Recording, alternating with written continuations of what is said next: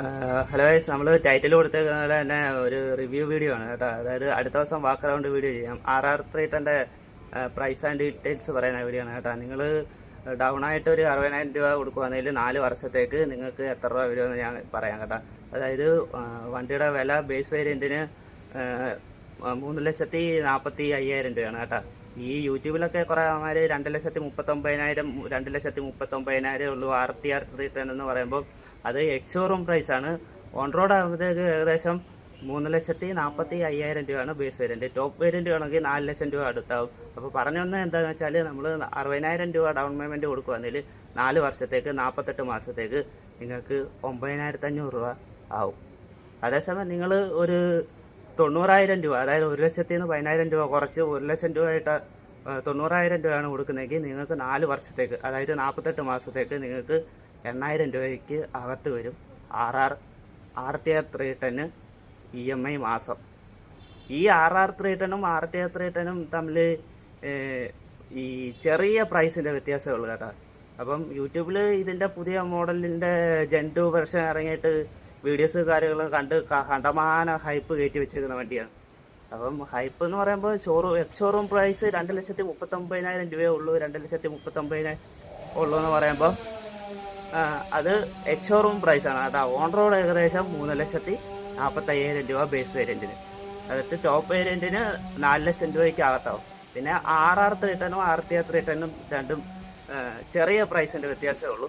പിന്നെ RR 310 എന്ന് പറയുമ്പോൾ ഫുള്ളി, അതായത് സ്പോർട്ട് ടൈപ്പ് വണ്ടിയാണ്. മറ്റേത് നേക്കഡ് ടൈപ്പ് ആണ് കേട്ടോ.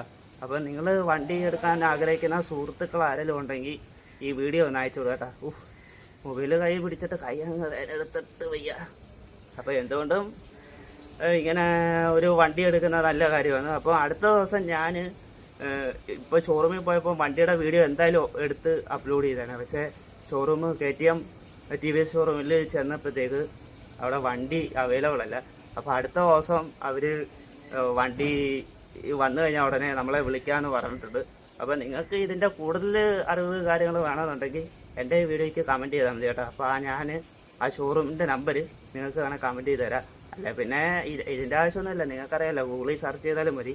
അപ്പം ഓക്കെ, എന്തുകൊണ്ടും ഇങ്ങനെ വണ്ടി എടുത്ത് മാസാമാസം EMI ഒക്കെ അടയ്ക്കുന്നത് നല്ലതാണ്. കല്യാണമൊന്നും കഴിഞ്ഞിട്ടില്ല. അപ്പോൾ എന്താണെന്ന് വെച്ചാൽ കല്യാണം കഴിക്കുവാണെങ്കിൽ സാലറി കിട്ടുന്ന മൊത്തം അങ്ങോട്ട് കൊടുക്കേണ്ടി വരും. ഇതെന്ന് വെച്ചാൽ പാതി പൈസ കൊടുക്കുക, സാലറി കിട്ടുന്നതിൻ്റെ പാതി പൈസ ആവുള്ളൂ ഒരു മാസത്തെ EMI, മനസ്സിലായി. അപ്പോൾ എന്തുകൊണ്ടും ഒരു വണ്ടിയൊക്കെ എടുത്ത് സെറ്റാവാൻ ഒക്കെ എന്തൊക്കെയോ കാര്യങ്ങൾ പറയണമെന്ന് മറന്നുപോയി. അപ്പോൾ ഫുൾ വീഡിയോ കുറച്ച് ഞാൻ വേറെ കുറേ വീഡിയോ ഒക്കെ ഇതിൽ ആഡ് ചെയ്തിട്ടുണ്ട് കേട്ടോ.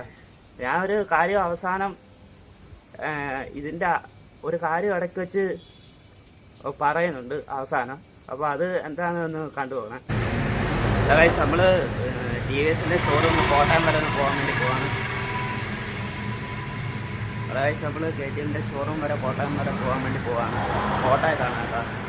കോട്ടയത്തെ TVS ഷോറൂം വരെ പോകാൻ വേണ്ടി പോവാണ്. അപ്പം പിച്ചക്കാരൻ്റെ വേഷത്തിലാണ് പോകാൻ പോകുന്നത്. അപ്പോൾ ഞാൻ വേഷമെല്ലാം മാറി ഒക്കെ നിൽക്കുവാണ്.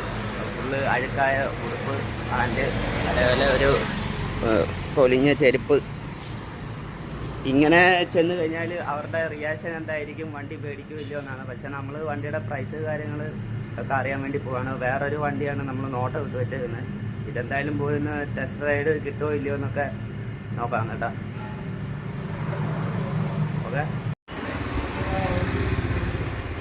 രാത്രിയിൽ എപ്പോഴും ഇങ്ങനെ ഓരോ കാര്യങ്ങൾ പറഞ്ഞ് വീഡിയോസ് കാര്യങ്ങൾ ചെയ്യാനൊക്കെ കൊണ്ട് തോന്നും. പക്ഷേ രാവിലെ ആകുമ്പോഴത്തേക്ക് എല്ലാം മറന്നു. വീഡിയോസിൻ്റെ ഐഡിയാസ് കാര്യങ്ങളെല്ലാം രാത്രിയിൽ കിടക്കുന്ന സമയത്താണ് ഓർമ്മ വരുന്നത് കേട്ടോ.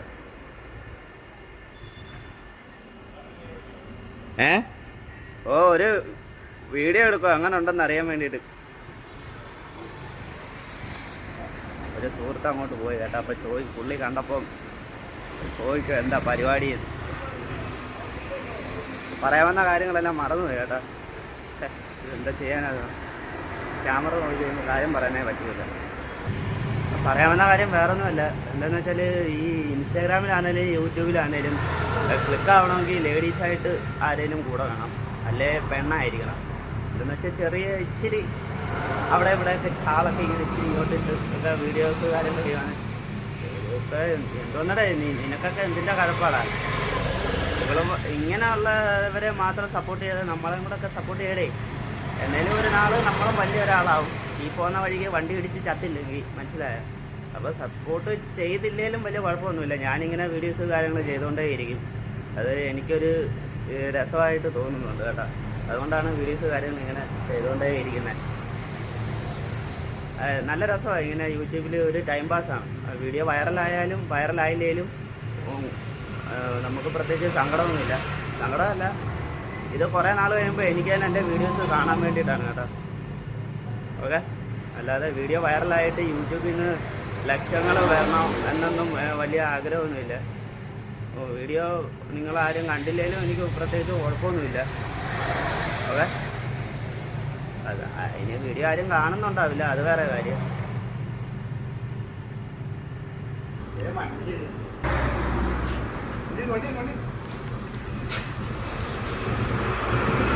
ഇങ്ങോട്ട് നോക്കേ.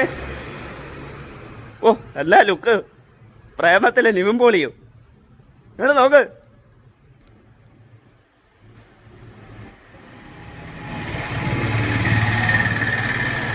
നമുക്കൊരു ഫോൺ നോക്കാം.